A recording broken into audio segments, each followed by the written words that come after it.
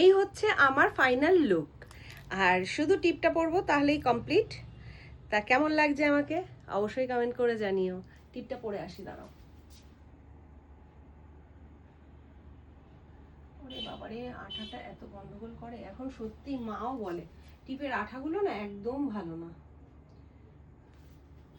দেখো তো কেমন লাগছে, ভাল লাগছে? ভালো লাগছে। ভাল লাগছে, সত্যি ভাল লাগছে একদম।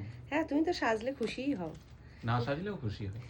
না, সাজলে বেশি খুশি হও, স্বাভাবিক। কিন্তু সব সময় তো সাজা সম্ভব নয়। তা চলো ভিডিওটা করে নিই।